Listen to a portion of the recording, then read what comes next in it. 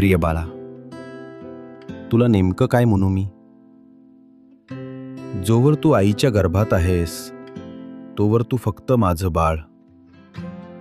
सोनू, मोनू, छकुली, गुड्डी, दादू अशी कितीतरी लाडाची नावं तुला जन्मानंतर मिळतील, पण तुझ्यामुळे मला बाप ही जगातली सर्वात मोठी पदवी मिळणार आहे.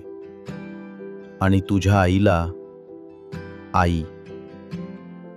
खरं सांगू, मी तिलाच जास्त धन्यवाद देईन, कारण जगातलं सर्वात सुंदर, सर्वात देखणं गिफ्ट तिच्या पोटात वाढतंय. शिशिर संपला आहे आणि वसंताने जसं सृष्टीला चैतन्य दिलंय, तसंच माझ्या पोरकटपणाला जबाबदारीचं नेमकं भान तुझ्या आगमनाने दिलंय रे. तू आईच्या पोटात घर केलंस तेव्हापासून तिने सोसलेल्या वेदना, तिने घेतलेली काळजी जवळून पाहतोय मी. तुझ्या हट्टांची पूर्तता तू डोळे उघडण्याआधीच ती करतीये. तुझ्या असण्याची जाणीव तिच्या मातृत्वाला नवं चैतन्य देतीये. प्रत्येक क्षणी ती मला सांगते, तो आज खूप मस्ती करतोय, आणि मी तिचं ते हसू पाहतो. ते हसू हृदयाशिवाय दुसऱ्या कुठल्याच कॅमेऱ्यात कैद करता येणार नाही. कधी कधी वाटतं, मलाही आई होता आलं असतं तर किती गोड बरं झालं असतं. दिवस उडून जातात.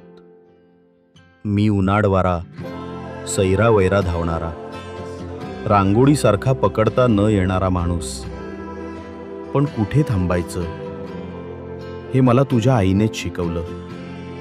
ऑफिस आणि घर सांभाळत ती बाईपासून आईपर्यंतचा हा सगळा खडतर प्रवास खूप सुंदर केलाय तिने. तुझी आजी आजोबा ते तर माझ्यापेक्षा जास्त तुझ्या आईची काळजी घेतात, आणि तुझ्यावर ते माझ्यापेक्षा जास्त प्रेम करतील.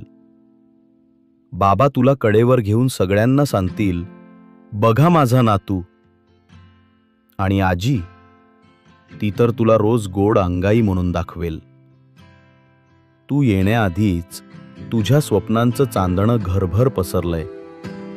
हा उत्सव फक्त तुझ्या आगमनाचा नाही, तर तुझ्या अस्तित्वानं भारलेल्या मातृत्वाचा आहे. बाळा, माझ्या वाट्याला कदाचित तू कमी येशील, पण आई आणि आजीबाबांसाठी तू खूप वेळ दे. आणि हो, लवकर ये. तुझे बोबडे बोल ऐकण्यासाठी सगळे आतुर झालेत. घरातील छोटे मोठे सगळेच तुझ्या चिमुकल्या पावलांची वाट पाहतायत. पण आलास की पहिल्यांदा आईलाच बघायचं हं, कारण तुझ्यावर तिचाच हक्क पहिला, तिचाच नंबर पहिला. कारण तुझ्या बोबड्या शब्दांना जगण्याचा पहिला श्वास आणि चैतन्याचा पहिला पान्हा तीच देणार आहे, तुझा बाबा.